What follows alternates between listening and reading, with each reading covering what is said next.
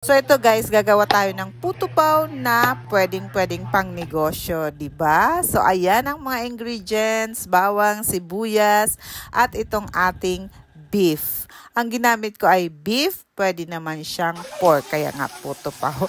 Kaso ang available dito is beef. Ayan, pwedeng pang negosyo ito guys ha, at napakasarap, super sarap naman talaga. So yun, igigisa nyo lang ang bawang, sibuyas. Hindi na po ako naglalagay ng oil, pinapalabas ko na lang ang oil ng beef. Tapos naglalagay ako ng cubes at saka paminta.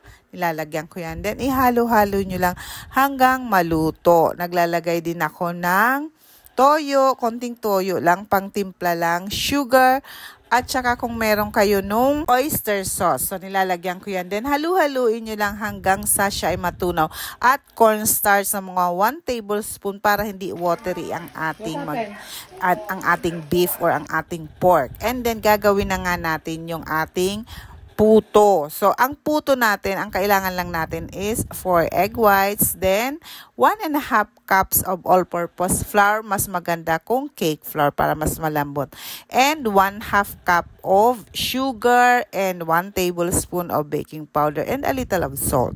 So, yun ang mga kailangan natin. I-mix lang natin or i-strain or i-sieve lang natin itong mga dry ingredients. Ayan. So, i-sieve lang natin para wala siyang buo-buo. Ayan. And then, i-mix natin with 1 cup of water. Yes, water lang ang gagamitin natin dito para mas maputi. Pero mas maputi kung ang gagamitin nyo ay cake flour. Okay? So, ayan. So, i-mix lang. Gamit ko nga lang dito ay hand mixer na Tough Mama. O, diba? Ang ganda nito, hindi ito nag-overheat, guys. At ang mura lang niya. Diba, may pag-promote. So, ayan na nga, i-mix nyo lang. Ayan, naka number 1 lang yan kasi kahit number 1 na, ang lakas-lakas na talaga niya. O, diba? So, ito, ang gagawin ko is pang merienda. Pero, ito po ay pwedeng pang negosyo. Kasi ang sarap naman pang merienda, diba? So, ito na nga. Ayan, syempre scrape natin ang gilid para naman walang buo-buo bago natin simulan ulit na mag-mix gamit ang ating hand mixer. Ayan, kumusta naman po kayo dyan? Ito muli, nagbabalik ang inyong lalalulu na nag-feeling vlogger. So this time, ito ang gagawin natin, hindi cake. But anyhow, may cake pa din. Kasi nga ito, gagawa tayo ng mirang. So, 4 egg whites lang. Be sure lang na walang grease yan at walang nakahalo na egg yolks kasi hindi yan magra-rise. Look at that one.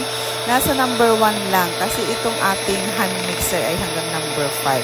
And then, lagyan natin ng 1/2 cup of sugar. Ayan. So, paunti-unti lang ang paglagay. Kita nyo, kayang-kaya ng hand mixer natin yan. Ang kailangan lang natin ay mag-soft peak siya.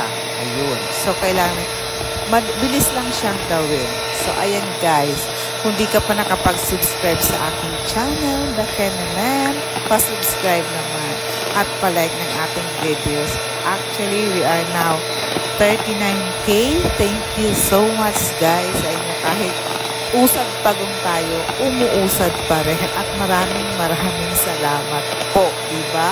Kasi, maliit man yan, is progress pa rin yun, diba? Hindi natin hakayaan na hindi umusad yan kahit paano, kahit nabibisi na nga ang lola nyo dahil lola of 6 tayo, diba? So, lagi tayo nagagawa ng merienda dito sa ating mga bagets. Oh. So, eto na ang hinahanap natin. Soft peak. Ganyan lang. And then, ayan na. Ihahalo na natin yan doon sa ating butter. So, ang bilis lang tanggalin yan. Yan, isang click lang tanggal ng ating wire whisk. Oh. So, ayan, paghahaluin natin yung dalawa na yan.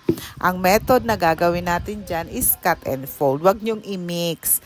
Cut and fold lang po para hindi bumagsak yung ating butter. Ayan. So, cut and mix. So, tiyaga-tiyaga lang kasi hindi ito dapat i-mix ng thoroughly kasi nga magbabagsak nga yung mirang natin. So, kailangan natin fluffy pa din siya. So, ganyan lang naman ito. Parang gagawa lang kayo ng chiffon cake. Sino na ang mga gumawa ng chiffon cake dyan? Okay, sigurang sasarap ng chiffon cake niya. And by the way, mapanood nyo ito ay Halloween na. Siguro ang dami yung Halloween na pa-order. Trick or treat, o diba? So, ayan na nga. Last na yung ating mirang na ihahalo sa ating butter. Butter, B-A-T-T-E-R. O diba? So, ayan na. So, ang lola nyo ay sana panoorin nyo pa rin kahit mahina na ang sa cakes dahil nga nakakonsentrate na tayo dito sa mga kaapuhan. Diba? At ang aking mga customer ay taga Manila, so hindi na tayo masyadong makapag-ano dito sa Cavite. Okay lang yan. So, ito na yung gagamitin natin. And by the way, ang gagamitin nating pagluto dito is steam or steamer. So, ayan, i-steam natin ito. So, lagyan lang natin na itong ating mga cups ng mga half lang. Huwag mong ipupunuin kasi lalagyan pa rin natin itong ating beef or pork. Kung pork ang gamit nyo, yung asado, kaya nga puto paw ito. Siyempre, mag-modify tayo kung lalo na kung hindi naman ito pang tinda at pang merienda, modify natin. Kung anong nandyan sa bahay, yun ang gagamitin natin. So, beef ang ginawa ko. It's almost the same. Mas malasa siya. Pero masarap din naman talaga ang asado. And maglagay ako ng cheese. Sa iba, naglalagay sila ng itlog na maalat, which is talagang mas masarap. Kaso wala nga akong itlog na maalat. So, cheese lang ang nilagay ko. Okay? So, ayan. I-steam natin yan. Pero dapat nagpakulo na tayo katulad yan. So, nagpakulo na tayo. Pag kulong-kulo na ang tubig, saka na natin ilalagay itong ating mga putupaw. Putupaw pa rin natin tatawagin yan. And then, ipapakuluan natin yan ng 12 minutes. Yung takip niya, syempre lagyan nyo ng tela para hindi tumulo yung tubig doon sa ating mga puto. At ito na yung ating finished product. Mas maganda ito guys, kung mayroon kayong liner. Alam nyo ba yung manipis na liner? Yung mura lang kasi mas hindi na kayo mahirapang tanggalin at kung pambenta mas maganda yon. So ito nga wala tayong liner na yan, and then ito ay pang merienda ng mga bagets. So ayan susubukan natin and I think it's a success. Yan, look, diba? At ang sarap. Nakarami din ako nito guys. Talang tataba na talaga. Wala na talang pag-asa ang lola nyo mag-diet. So ayan, merienda. Alam niyo, naubos ito ng mga bagets. Grabe.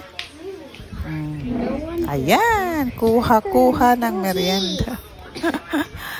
Tuwang-tuwa sila. At ito na nga. Di ba ang ganda? Ang puti niya. Lalo pa siguro kung cake flour, no? Yun lang. Thank you so much.